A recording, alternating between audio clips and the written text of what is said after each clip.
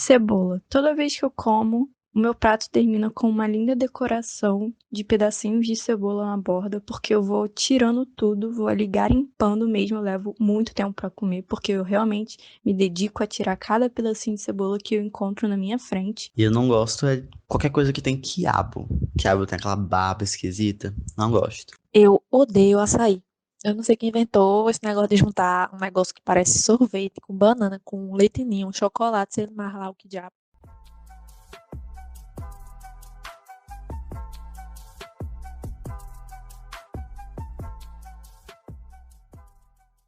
E aí, galera, bem-vindos a mais um episódio do Deixe de Pantin. Eu sou Flávia Santos. E eu sou Júlia Vasconcelos. E este é um podcast independente, feito por sertanejas inventivas, curiosas e desenroladas, falando sobre tudo quanto é coisa. Enquanto você tá aí lavando a sua louça, a roupa da semana ou pegando o busão pra ir pro trabalho, a gente vai bater um papo sobre os nossos pantins com comidas. Então, todo mundo tem aquela frescurinha, né? Ah, não gosto de comer tal coisa, não gosto de comer tal coisa, mas por que será que a gente é tão fresco pra comer? É sobre isso que a gente vai falar no episódio de hoje. Hoje, a gente convidou para conversar com a gente um sushi man do norte do Brasil, que é o ícone Joel Guedes. E aí, Joel, tudo bem? Tudo bem, boa noite. Amigo, se Joel. apresenta aí pra gente. Sim, já estava me apresentando aqui. E é isso, meu nome é Joel, moro em Manaus e trabalho com sushi lá profissionalmente já há 6 anos, mas já trabalhava como amador antes.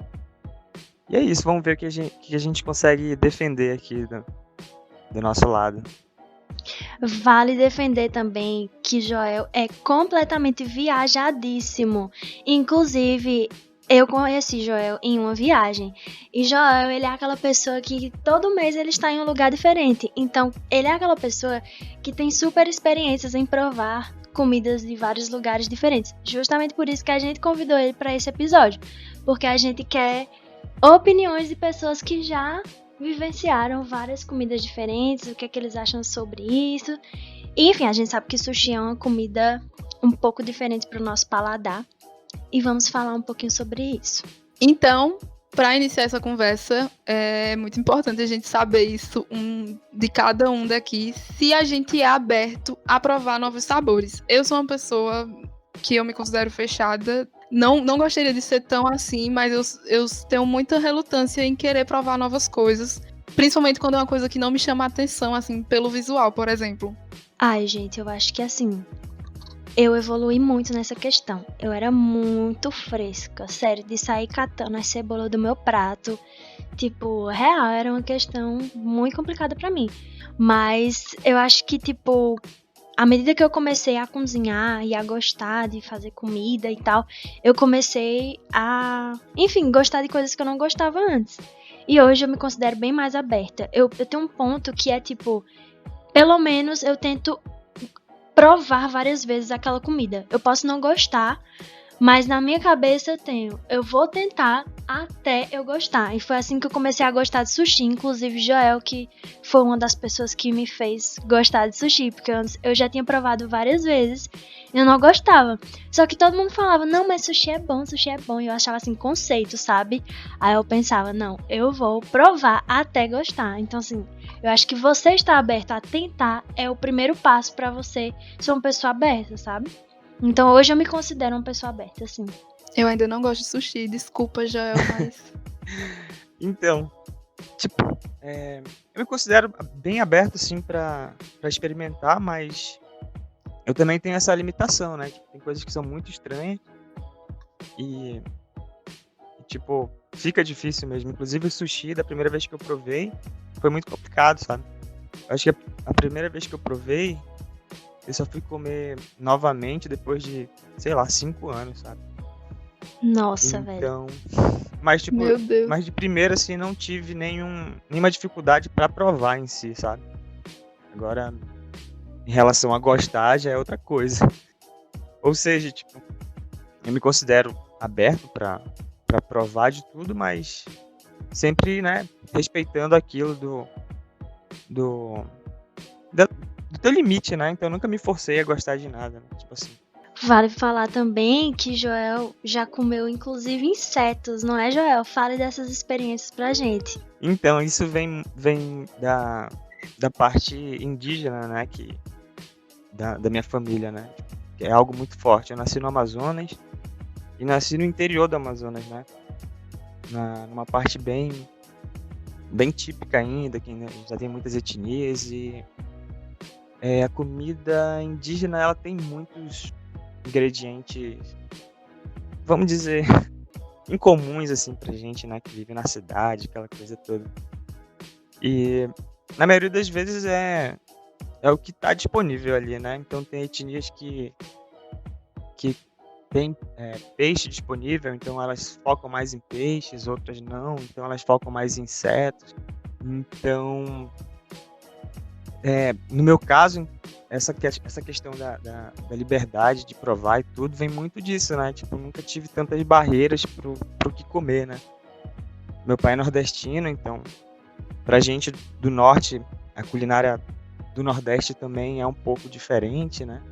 Formiga é algo bem, bem comum na culinária lá. E Eu comia pra melhorar minha vista. Até hoje bastante sequelada. Só que lá tem uma variedade que é bem grande, assim, e ela dá um sabor muito forte pra comida. E aí eu acho que essa foi a primeiro inseto que eu comi lá. E aí eu não vou ter memória porque é algo, sabe, de sempre, assim, né? Tu não lembra a primeira vez que tu comeu, porque sempre comeu. Eu me dou a liberdade, né, de provar tudo, mas não fico forçando a gostar, né? Gostar é outros 500. Mas no caso dessas comidas eu gosto pra caramba. Então, pois é, aí lá são duas variedades, né? Uma que tem asa, inclusive, essa é melhorzinha. A outra tem um sabor apimentado. Mas pra você ter uma ideia de quão exótico ou raro é, não sei se vocês já ouviram falar do Atala, Sim, aquele cozinheiro que é o melhor Passa do no Brasil. Masterchef. toda temporada. Com certeza.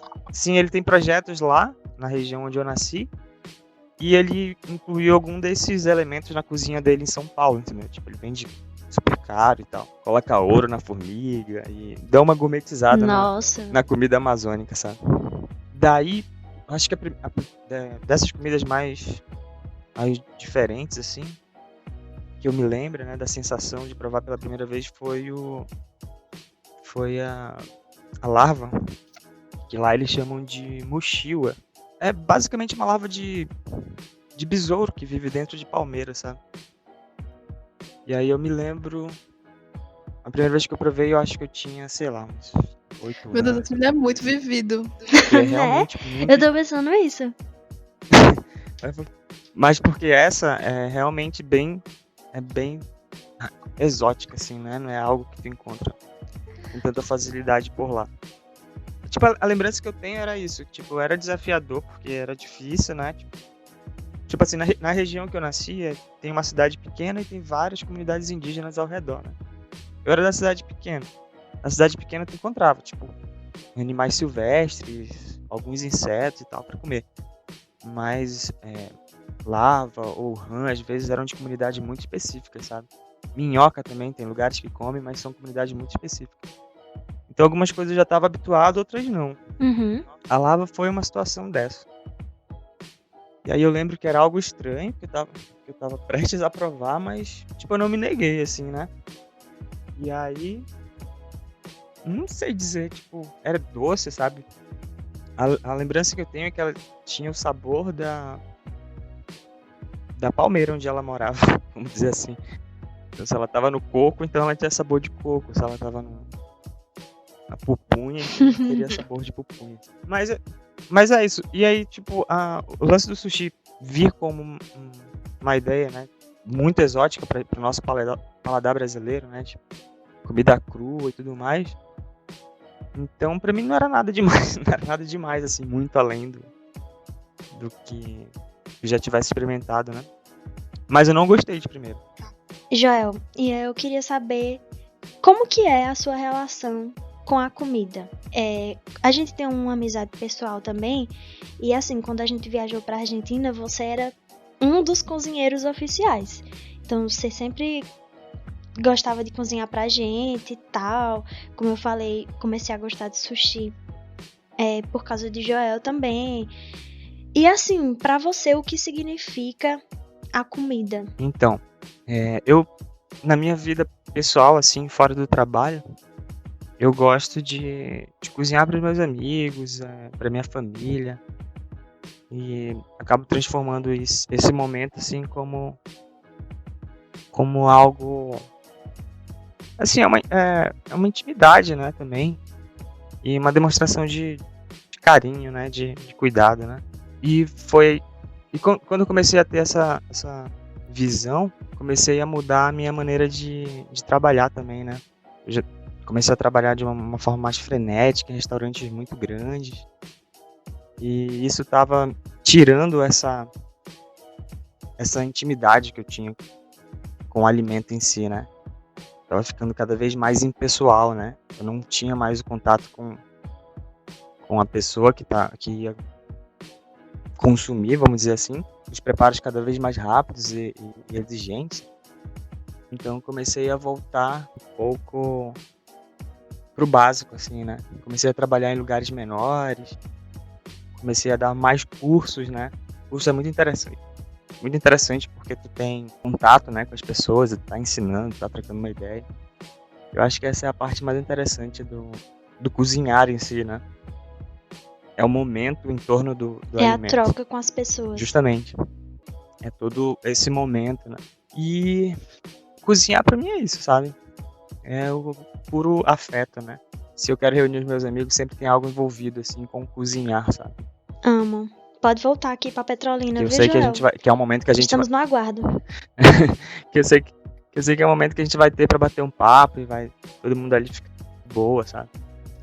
Eu tava lendo uma matéria hoje, antes de a gente gravar, e era uma matéria da UOL, e uma nutróloga tava falando que as crianças que crescem odiando algum tipo de alimento, algum sabor e tudo mais, que os pais não insistem nesse alimento pra criança comer, ela vai crescer, tipo, propensa a odiar aquilo pro resto da vida. Mas se os pais forem insistentes e fazer com que ela, sabe, e fazerem com que ela coma, então ela pode mudar de opinião. Eu acho que eu me encaixo nesse exemplo porque eu cresci odiando feijão. Eu era uma criança péssima para comer. Já apanhei para comer feijão, porque queria destruir feijão. E hoje eu sou uma pessoa que não abandono o feijão por absolutamente nada. O feijão é tipo, tudo para mim. Mas eu sou um pouco fechada em relação a outros alimentos, mas não que, tipo, eu deixe de provar. Eu provo as coisas, já provei sushi. Eu tive uma primeira experiência traumática com sushi. Porque eu tinha um amigo que a tia dele era dona de um restaurante chinês. E aí ele falou, você já comeu? Eu tinha uns 10 anos, 11. Eu falei, não. Aí ele, come aqui. Eu falei, não quero não. E ele meteu o negócio na minha boca, independente se eu queria ou não queria. Foi uma coisa horrorosa. Que aí depois, tipo, hoje não é que eu odeio sushi. É que eu não gastaria meu dinheiro com sushi, porque eu nunca comi um sushi tão extraordinariamente bom que me faça querer comprar aquilo. Mas eu já comi sushi bom, assim. Eu lembro que quando eu fiz meu intercâmbio, uma menina que tava morando comigo, ela fez uma vez e, tipo, tava delicioso. E eu não sei se é porque ela fez, se era porque era algo da cultura dela e que ela tinha Amiga, mais de graça facilidade. tudo é melhor. É isso, Então, de graça tudo é melhor. Também, né, amiga? Então tem todos esses fatores. Mas assim, não é uma coisa que tem gente que ama, não julgo, né? E que paga horrores por um sushi, acho massa, quem gosta e tudo mais, mas eu em si não é uma coisa que eu tenha muito prazer comendo. Acho que eu preferiria um pratão de feijoada. Mas porque eu sou muito presa às coisas que eu cresci comendo. Acho que tem isso também. Sim, eu acho que tem essa relutância da gente sair do nosso tradicional, né? Sim. A gente tem o nosso feijão com arroz, o nosso cuscuz aqui no Nordeste, né? No caso de Joel já são outras comidas típicas, mas aí sempre vai ter essa relutância de sair do tradicional. E aí eu acho que um dos fatores é isso, da educação alimentar, que você falou, acho que influencia completamente a forma que seus pais foram introduzindo as coisas durante a sua infância. E também a questão de você estar envolvida em um processo com a comida. Por exemplo, eu mesma comecei a gostar de muitas coisas depois que eu comecei a cozinhar.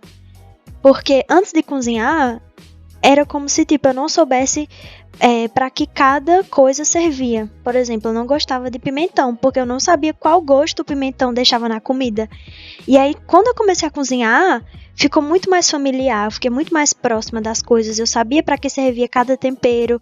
E aí eu fiquei, nossa, então se eu não colocar o pimentão, não vai ficar com tal gosto. Aí eu comecei a gostar de várias coisas. Nossa, ir no mercado, ir na seção de temperos, ou então ir na feira e comprar essas coisas de legumes, verduras, se tornou algo muito prazeroso. Então acho que quando você passa a se envolver nesse processo mesmo de cozinhar, você quebra um pouco dessa relutância em provar coisas diferentes. Acho que esse é o primeiro, é um passinho, sabe?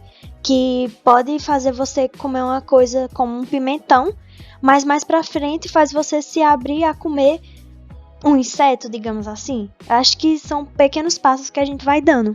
Vai depender muito do seu paladar, né? Tipo assim, como é que seu paladar foi construído. O meu, como eu disse, é muito tradicional, com tempero nordestino. Então eu gosto de comida com tempero forte. Mas depois que, no período que eu passei 1 ano sem comer carne, eu percebi que eu conseguia, tipo, saborear mais os legumes. E eu sentia mais o gosto dos legumes. Então, com o tempo, assim, você vai construindo seu paladar com coisas diferentes. Porque eu fui obrigada a aprender receitas diferentes e comidas diferentes. E tentar ter uma cabeça um pouco mais aberta, né? Não, nossa, porque eu não achei bonito, que eu não vou comer e tudo mais. Às vezes nem aquilo que a gente tá pensando que é. Às vezes o gosto é diferente daquilo que a gente tá pensando. Mas acho que também tem muito da infantilização do paladar. Porque, tipo, eu e Júlia, a gente tem um amigo e ele conhece uma pessoa que não come arroz e feijão. Tipo assim, ele vive à base de besteira e tudo mais, não come nada, arroz e feijão, não come salada, e eu não sei, acho que o processo de criação dele deve ter sido com muitas coisas infantis, como Danone e tal, pra ele crescer e achar que o mundo ainda é isso, sabe, uma pessoa adulta. Então acho que Amiga, quem é esse louco que eu não lembro? amiga falou pra gente, Quero o arroba. o Eu Ninho quero o vai arroba da fofocar. Gente, porque assim, a pessoa tá precisando de um pai, de uma mãe, pra pegar a mão e dizer assim, filho, vamos comer aqui essa comidinha, Então, porque a gente não tem condição. Justo quando falou isso, eu falei, seu amigo não tem um pai, não tem uma mãe, porque não existe isso. O menino comer, sei lá, um arroz e um feijão, não come. Enfim, então acho que esse negócio da pessoa não querer comer cebola, não querer comer pimentão e ficar catando, é muito coisa de você, sei lá, pra mim é normal uma criança de 10 anos fazer isso, mas não uma pessoa de 25, sabe? Me dá um pouco, me dá uma gastura, assim, de ver um cara de 25 anos catando cebola no prato, ou se recusando a comer arroz e feijão, ou comer qualquer comida que seja decente, sabe? E não biscoito recheado e coisas industrializadas. Eu acho que sim, e ao mesmo tempo eu acho que cada um tem certos limites. Tipo, tem aquela coisa que, tipo, não dá. Comigo é a questão do milho. Eu acho que seria, se eu falasse que eu sou extremamente aberta aqui nesse podcast, as pessoas iriam com certeza comentar, mulher desse de ser mentirosa. Porque teve um episódio que eu fiz um escândalo porque eu fiz um estrogonofe fabuloso e enfiaram milho nesse estrogonofe. Eu fiquei assim, possessa. Naquele dia as pessoas conheceram uma nova Júlia porque eu fiquei muito triste. Júlia chorou. Gente, eu quase chorei porque colocaram milho no meu estrogonofe. Fiquei muito triste. Aí assim, tem certas coisas que é como se fosse uma... Sabe, mexeu com o nosso bem-estar. Não dá. Mas eu acho que assim, a gente tem que tentar encontrar um equilíbrio. Se eu fosse dar uma resposta assim um pouco mais pontual, eu diria que tem muito a ver assim com quão afastado a gente é da cozinha, sabe? Porque quando a gente cozinha, a gente entende a função das coisas, né? A gente sabe por que aquela cebola tá ali, porque cada ingrediente tá ali, né? claro, né? Eu tô baseando isso por vozes da minha cabeça. Mas paladar da criança, né? Vai ali pra. É muito guiado também pelo que os pais dão, né? Que é mais prático às vezes, né? Tipo, dar um Danone pra criança ao invés de dar um feijão, né? Mas aí se fosse uma pessoa que tem alguma intimidade com cozinha, sabe? Com comida de verdade, eu acho que ela ia se aproximar um pouco mais de uma alimentação mais aberta, né? Pra se experimentar, porque cozinheiro faz muito isso, sabe? Às vezes não tem um ingrediente, coloca o outro, então fica mais apurado, assim. Sim, e eu acho que assim, essa questão da praticidade que tu falou, que às vezes os pais dão qualquer coisa para o menino comer, para ficar mais fácil e tal, isso também tem muito a ver com a sociedade que a gente vive hoje, que é tudo muito rápido, tudo muito tipo, vamos aqui fazer o que dá e tal, né? Aquela coisa de geração miojo e tal. E além da gente comer mal, a gente não dá a devida atenção ao momento de comer. Tipo, eu escutei um podcast muito interessante falando sobre como é prejudicial crianças comerem enquanto assistem televisão, ou então quando estão assistindo série e tal. Não só crianças, né? Qualquer idade, mas especialmente na infância, é um momento muito crucial que afeta completamente a forma que aquela pessoa vai desenvolver uma percepção de sabores, como ela vai ver a relação dela com a comida mesmo, porque quando ela tá comendo uma coisa sem prestar atenção, ela não para pra experienciar aquele momento e ver como um momento prazeroso. É realmente só comer pra encher o bucho e tipo, é isso, sabe? As pessoas acabam comendo só por comer. E eu acho que quando você tem aquela coisa mais de vamos aqui botar um tempo, comer de boa, na paz, aí realmente você tá mais como é que eu posso dizer? Mais envolvido naquele momento. E aí você começa a estar mais atento aos sabores e tal, às texturas, porque comer é uma coisa de prazer, sabe? Então, acho que essa geração fast food influencia muito a nossa relação com a comida. Real, oficial. Eu acho que já também podia falar sobre a experiência dele comendo comidas em outros lugares, porque como eu falei, já é viajadíssimo. Então ele já veio pelo Nordeste, já foi pelo sul do país, já viajou pra Colômbia, pra Argentina. É um E aí, como foi internacional, pra menina. você? Internacionalzíssimo.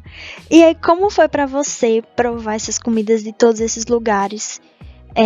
O que você achou dessas comidas? Se tem alguma coisa que você gostou muito, ou alguma coisa que, assim, não, sem condições, não tem como. Então, quando eu passei a viajar mais, assim, que eu tinha uma idade, né, que eu comecei a sair mais pra viajar, vamos dizer que eu já tava com um paladar ali construído, né, tipo, já tinha 20 e poucos anos, e, tipo assim, eu já tinha essa liberdade, né, de provar tudo, e então sempre foi aquela coisa da curiosidade, assim, tipo, inclusive na Argentina eu cheguei lá muito curioso pra saber qual era a comida típica. E no final era comidas comuns, né? Não sei se você lembra. Abacate com arroz. Não, tipo, era empanada. As comidas Empanada, milanesa, tem o churrasco. assado, milanesa. E são comidas muito boas, mas assim, não são coisas que tu pode conhecer em qualquer lugar, vamos dizer, né? Não querendo falar mal da comida da Argentina, né? Mas já falando. Mas eu sempre saio com essa curiosidade do típico mesmo, entendeu? Eu acho até interessante que tu viaja muito, mas tu gosta de viajar para cidades pequenas. E eu acho que muito é por causa disso também, porque quando você vai para uma cidade pequena, você conhece mais da cultura mesmo, assim, bem na essência mesmo. Sim, tu tem mais acesso, né? Por exemplo, em relação ao Nordeste, as cidades fora do roteiro da praia que eu fui foi aí em Petrolina, né?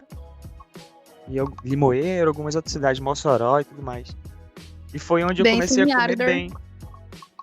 Sim, e foi onde eu comecei a comer melhor, porque nesse roteiro de praia é peixe, é baião, é farofa, não sei o quê. São comidas que eu posso fazer aqui onde eu tô, se eu quiser, sabe? Não tem nada demais assim, né?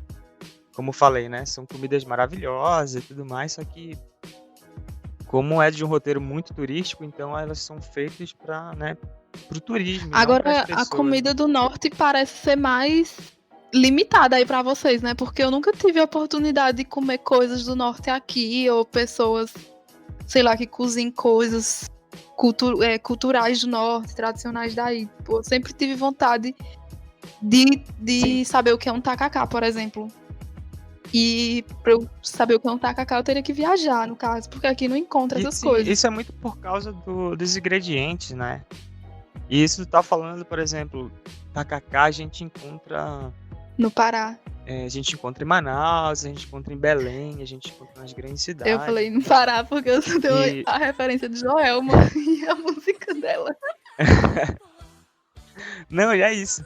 Mas no contexto do norte em si, vamos dizer assim, da região amazônica, tem alimentos que são disponíveis numa região que mesmo no norte tu não consegue encontrar, sabe? Tu vai em Manaus, tu não consegue encontrar alguns alimentos que as pessoas comem nas faixas mais afastadas, assim. E é exatamente isso acontece por aí também, né? Na praia tu vai encontrar um tipo, mas se tu for pra Petrolina vai ter o bodódromo. Tipo, Uhum. não que não tenha bode em Recife, né? Mas, Aqui tem um botódromo. Aqui é outra fui comer coisa, né, lá. amores? né? Sim, justamente. E aí foi onde eu fui comer melhor, entendeu?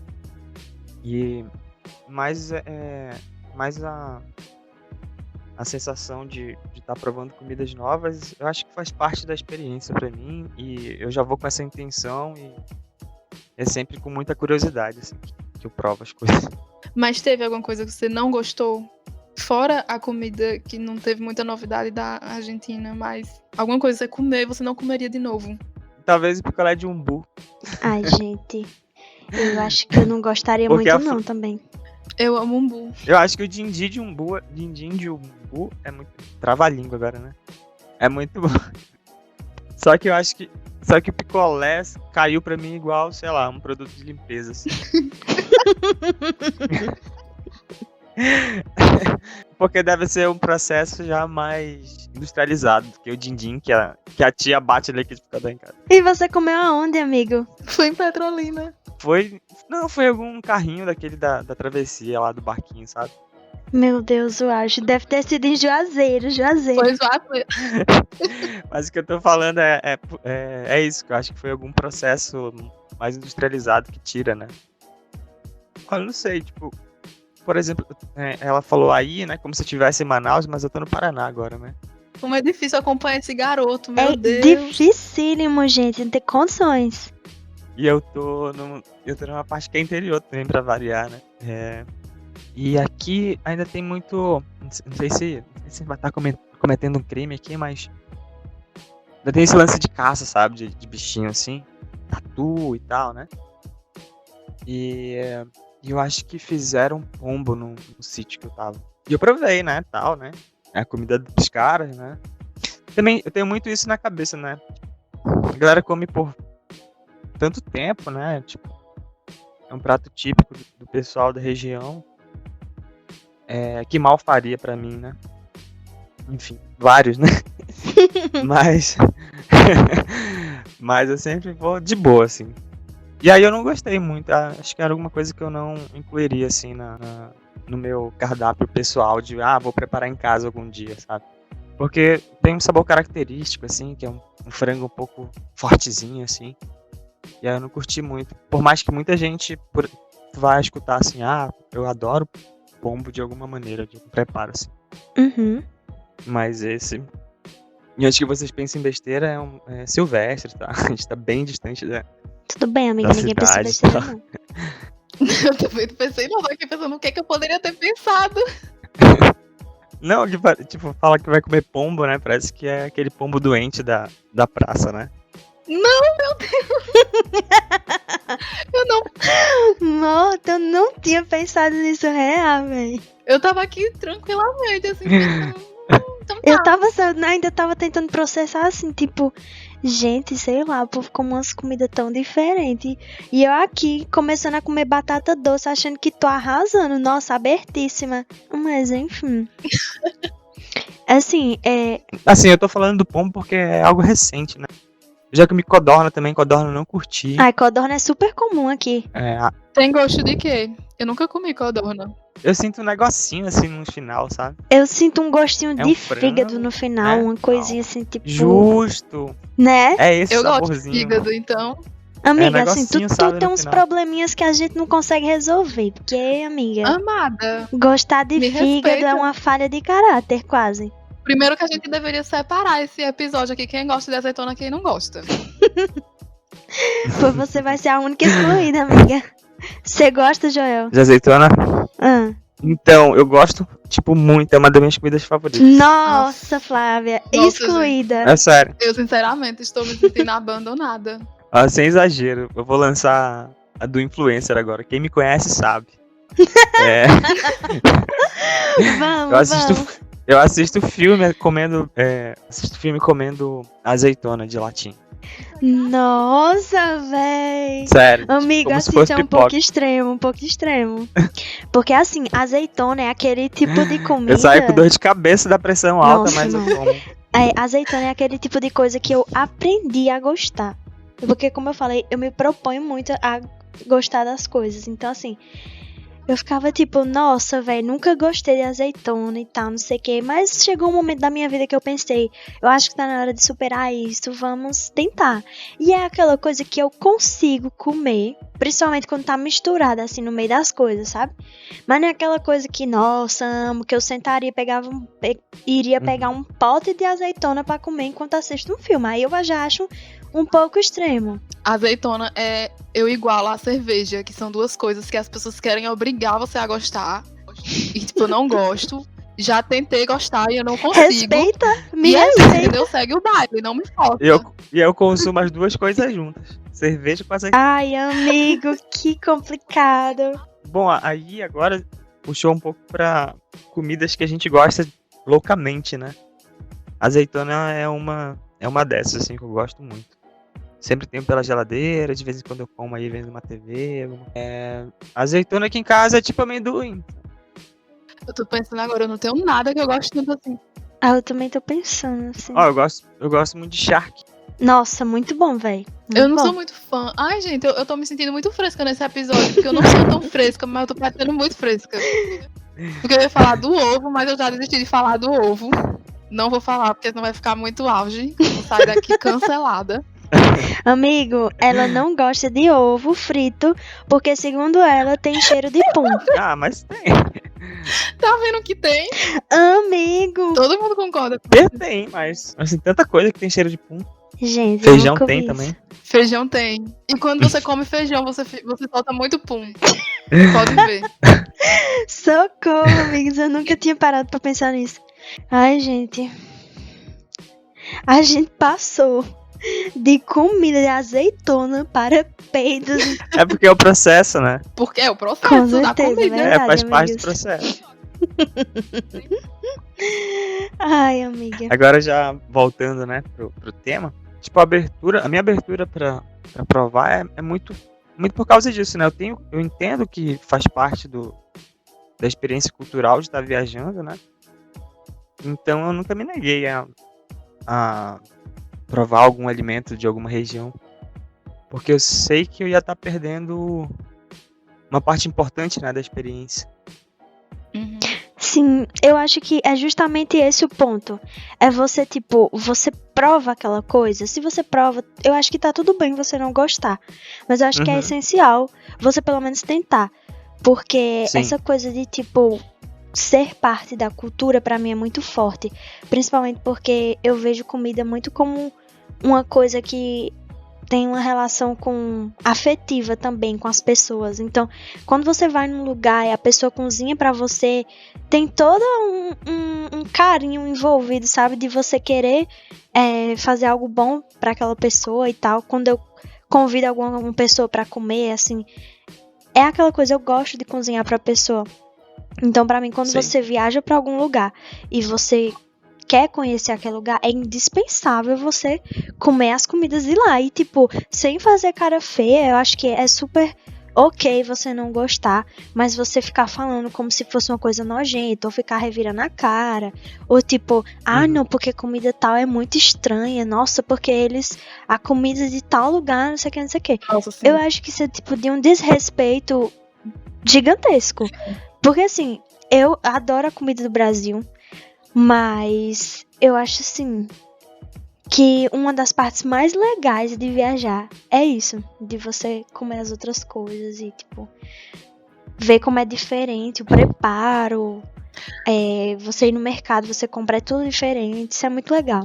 Amiga, e é realmente muito problemático quando a pessoa fala da comida alheia, em especial, eu acho assim, sem provar, porque a gente sabe que tem muito desses estigmas, assim, se a comida vem da Europa, então automaticamente ela deve ser ótima, maravilhosa e tudo mais. França, o seio da comida, sabe? E aí você fala, sei lá, de uma comida daqui mesmo, do Nordeste, e aí já tem gente que faz desdém. Eu acho que é um pouco problemático essa questão de você não provar e você já julgar a comida só pelo lugar que ela vem, sabe? De onde que ela tá saindo. Como eu estudava em escola pública no ensino médio, vou falar uma coisa assim aleatória, mas nem tanto assim.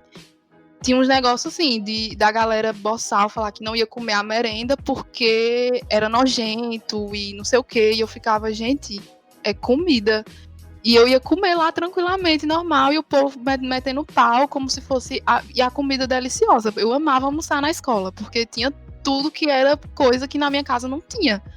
Isso em meados de 2014, né? Porque depois as coisas veio se esbagaçando aí. Mas eu ficava muito chateada com esses comentários, porque eu acho realmente muito problemático. Assim, parece que a pessoa quer ser superior por causa da forma que ela come, talvez, não sei.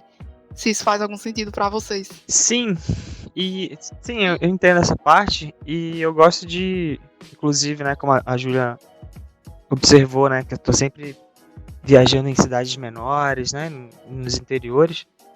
Eu gosto de muito ir na contramão, né, desse pensamento que é muito comum, né, tipo, de inferiorizar algumas regiões ou algumas comidas, né. E que eu digo que eu gosto de muito ir na contramão porque às vezes, né, agora dando uma de good vibes demais, mas às vezes nesses ambientes mais simples assim, tu consegue ter uma experiência um pouco mais interessante, né? Uma experiência em torno desse momento de se alimentar, vamos dizer assim. Tu consegue ter acesso ali ao preparo, sei lá, ou às vezes ingredientes mais, sei lá, uma intimidade um pouco maior, assim, do que, por exemplo, se tu tá num grande centro, tu tá num restaurante muito badalado, entendeu? Então, na Argentina, por exemplo, a gente tava na casa lá do amigo nosso, e tipo, ele fez a fogueira no quintal, entendeu? Preparou tudo lá pra gente viu tudo. E eu acho que é um tipo de experiência que seria mais difícil se a gente tivesse em Buenos Aires, por exemplo. E no exemplo, por exemplo, da merenda, né?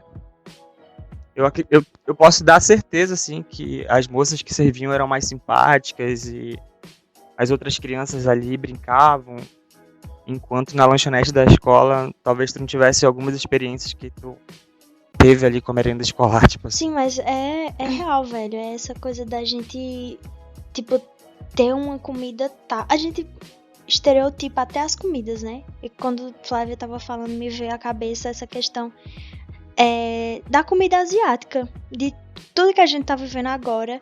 A xenofobia, o racismo que a gente tá vendo com as pessoas asiáticas, porque por absolutamente tudo, né, envolvendo o coronavírus, aí as pessoas começam a dizer que porque eles não têm higiene, porque comem morcego de não sei que forma, porque não sei o que, não sei o que, não sei o que.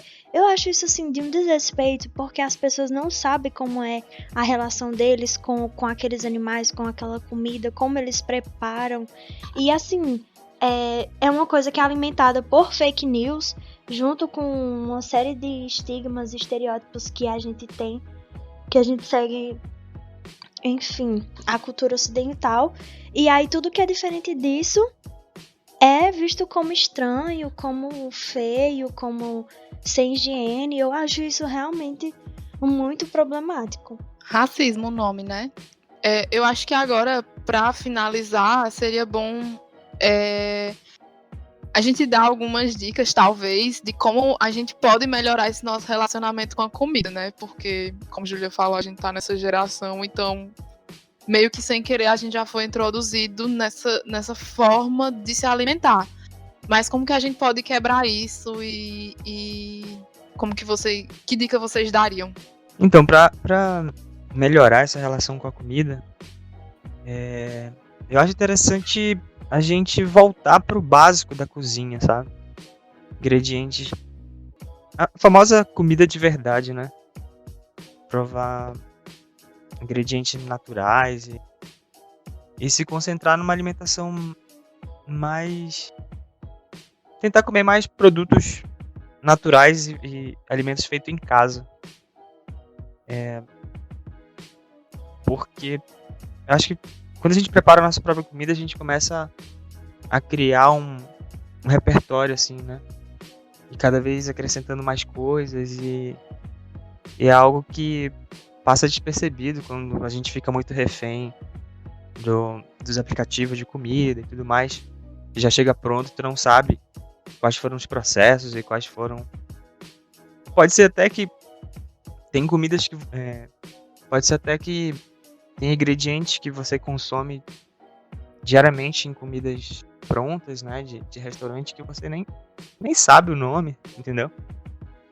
E às vezes ter o domínio disso, né, pode trazer mais conhecimento, né, e quanto mais conhecimento, mais vontade, né, de conhecer coisas novas. Eu penso muito por aí, assim. Pelo menos pra mim funciona quando eu faço os alimentos de forma diferente. Testar eles de formas diferentes. Eu não gosto do ovo frito, mas eu como ele cozido.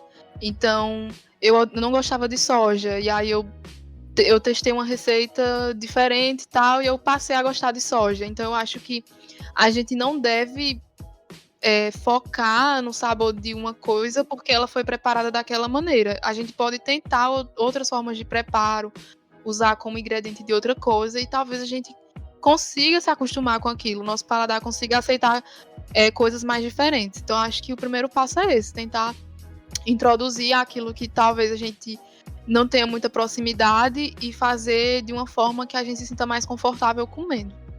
Sim. E tu, Ju? Assim, velho, eu acho que é muito isso. Acho que também a gente tá muito acostumado a determinadas texturas, determinadas cores e mix de ingredientes, mas a gente tem que, de vez em quando, tentar fazer um pouco diferente. Minha gente, quem é que não ama ver aquelas receitas de 30 segundos que passam no Instagram? É a minha vida. Nossa, um dia eu fui dormir 3 horas da manhã vendo receita no YouTube. Então, assim, pra mim é uma coisa que eu acho simplesmente tudo.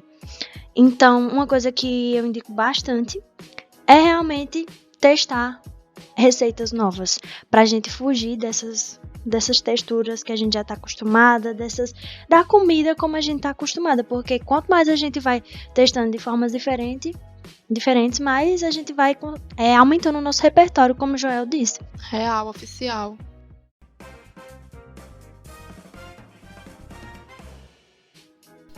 Se essa é a sua primeira vez aqui no Deixe de Pantin, esse é o Balaio, o quadro onde a gente faz indicações bacanas relacionadas ao tema do episódio. E hoje a gente vai começar com a minha indicação, que é uma página do Instagram chamada Vegano Periférico, que foi um lugar que me ajudou muito no período que eu fiquei vegetariana, como eu falei durante o episódio, né? Dei uma pincelada. Então foi uma época que eu senti que eu mudei bastante o meu paladar, eu conseguia sentir mais o sabor dos legumes, das verduras, das frutas. E eu tive que aprender a cozinhar, até porque a minha comida ela era diferente da do restante das pessoas da minha casa. E aí o que me ajudou a manter uma variedade, a criar novas possibilidades e sabores com ingredientes que cabiam no meu bolso, porque é importante frisar isso, né, que realmente o veganismo vegetarianismo ele ficou um pouco elitista. Então, o que me ajudou a levar isso sem gastar muito, na verdade, foi páginas como o Vegano Periférico. E eu acho que, independente se você for vegetariano ou não, vale muito a pena você dar uma conferida lá nessa página, porque é muito, muito legal. A gente consegue olhar para além de uma alimentação com a soja, né? Para quem não consome carne. Então, é isso. Essa é a minha indicação. E aí, Joel, o que é que você tem aí para nos sugerir? Então, eu vejo de tudo um pouco sobre gastronomia, né? Desde canais do YouTube, de chefes, inclusive, né, os mais famosos aí do Brasil, né, os jurados do MasterChef, né? Principalmente a Paola. O canal dela, ela faz receitas mais clássicas, né? Eu me divido no conteúdo em relação à gastronomia de modo geral. Eu me divido nas duas vertentes, né, vamos dizer assim. No conteúdo mais técnico e também nessa, né, de viagens e de cozinha mais exótica, vamos dizer assim, né. Daí, para essa segunda, eu recomendaria sem querer parecer muito presunçoso, mas o Table Chef, né, que é da Netflix e conta um pouco das histórias dos maiores chefs e tudo mais, né. A parte interessante para mim, além da história, né, de cada um deles, é também essa viagem, né, para a origem dos sabores, do estilo de cozinha que eles praticam hoje, né. E vale ressaltar também que o Atala mostra o projeto dele lá no Amazonas, nas proximidades ali de onde eu nasci. E ele tem um projeto bem legal com comunidades indígenas, e é da onde ele traz também um traço importante assim na culinária dele, né? A cozinha tica tem bastante valores que vêm dali, sabe? Da Amazônia mesmo. Mas assim, no dia a dia, acaba que, né, eu dou umas olhadinhas assim em canais do YouTube para pegar receitas específicas para fazer aqui em casa. E é sempre alguma tia, sempre um canal, né, bem pequeno, nada muito, né, é só aqueles canais que a gente usa para cozinhas bem práticas, né. Mas, assim, a nível de entretenimento, eu gosto muito do GoDeb, de um canal do YouTube. Ela é uma ex-participante do MasterChef, pegou o 2º lugar. E ela basicamente vai em restaurantes e vai dando a crítica dela, é bem interessante. Mas assim, mais a nível de entretenimento. E são essas as minhas dicas. Eu conheço o GoDeb, mas eu não gosto dela. Então, eu não sei se seria pertinente falar, mas eu acho ela super chata, sabe? Mas eu acho que o conteúdo dela é um pouco original, sabe? Então acho que é isso que... Não sei se é tão original assim, mas eu acho que ela faz a chatice dela de uma maneira só dela, assim. Top. Então, gente, eu vou indicar o meu. A minha indicação, na verdade, foi uma descoberta, acho que do mês passado. Eu tava super ansiosa para o lançamento dela na Netflix. E quando lançou, eu vi super rápido, eu adorei. Que é Street Food da América Latina, né? Comida de rua da América Latina em tradução livre. É uma série documental, inclusive do mesmo criador de Chef's Table. É Chef's Table ou Table Chef? Agora me deu um branco, enfim. Você que lute aí pra entender. Posso ter falado que foi o mesmo que Joel recomendou. E aí, o Street Food, ele já teve uma versão da Ásia, e dessa vez ele vai trazer 6 cidades da América Latina para mostrar as comidas de rua que mais se destacam naquele lugar. Então ela vai passar por Buenos Aires, Salvador, Oaxaca, no México, Lima, em Peru, enfim, vários lugares. E a ideia é mostrar um pouco dessas comidas que conquistaram tanto o coração dos moradores lá, quanto dos turistas, né? Só que vai muito além disso, eu acho que é nesse ponto que ele conquista a gente, porque não é só mostrar a comida. Dentro da comida tem toda uma carga histórica, que traz junto a tradição de um povo, traz um pouco a história de cada lugar. E enfim, além da história de cada lugar, traz a história dessas pessoas que compõem os episódios, porque ele vai acompanhando fulana da barraquinha que vende acarajé, como é que ela começou, o que ela passou durante esse tempo que ela vende, e depois o reconhecimento que ela teve e tudo mais. Então assim, ele vai construindo uma narrativa muito interessante, que você fica absolutamente envolvida, porque ele traz com muita sensibilidade, com muito carinho, e aí é muito lindo mesmo de ver. E uma coisa que eu também achei muito interessante é que essa série documental ela vai dar muito destaque para as mulheres, o que é super importante num cenário que a gente tem que a maioria dos chefes na América Latina é composta por homens, né? Então, assim, achei muito interessante. Só essa série daria um outro podcast que a gente poderia falar, porque tem algumas coisinhas que dá pra gente contestar e falar sobre, observar. Mas no geral, eu achei muito incrível, real. Eu indico demais pra vocês. Quem gosta de cozinhar vai achar incrível, vai achar muito massa. E é uma série que ela vai misturar culinária com história, vai trazer essa coisa narrativa também. E quem gosta de viagem, né? Você fica assim, morrendo, sofrendo, porque você queria estar viajando, mas não está. Os episódios que eu mais gostei foram os de Buenos Aires e Salvador, porque assim, extremamente sensoriais, sensíveis e me tocaram bastante. No final das contas, eu terminava os episódios tudo chorando, assim, minha gente, uma série de comida e conseguiu me fazer chorar. Então, super recomendo pra vocês. Eu já anotei tudo. Inclusive, eu vi o episódio de Salvador, e eu não conheço Salvador, acredita? Nem eu. Precisam. Eu tô começando a planejar aí. Depois eu vi um outro documentário sobre Salvador e agora eu já tô decidindo visitar. Mas foi por causa desse... Claro, né? Tipo, Salvador é muito conhecido e tudo mais. Mas, assim, ver a história da moça, né? Do episódio de Salvador de perto, assim, trouxe pra mim mais informação, assim, né? Pessoas comuns de Salvador. Não sobre o carnaval, que é normalmente como coisas sobre turismo de Salvador, né? Ali fala mais sobre as pessoas comuns, sobre, né, o acarajé, né? Tipo, sobre isso do dia a dia, né? Dos sabores. Sim. Ai, eu achei muito lindo, velho. O episódio de Salvador ficava... Eu acho que mesmo quem nunca foi lá, deu pra pegar um pouco do que é Salvador, do que é as pessoas de Salvador, a comida de lá. E assim, como eu já fui, eu achei uma representação bem fiel. Claro, assim, que tem algumas coisinhas que você poderia repensar, mas achei bem fiel. Por hoje é só, minha gente. A gente falou um pouquinho sobre comida, sobre frescura e tudo mais. Eu sei que, assim, seria muito hipócrita eu chegar aqui e dizer, gente, coma de tudo, porque vocês não vão comer de tudo, como eu também não vou comer de tudo. Vou continuar não colocando milho no meu estrogonofe. Mas, assim, quero que vocês passem a pensar na experiência de comer como uma experiência prazerosa e que pensem o quanto isso pode proporcionar momentos muito incríveis para vocês.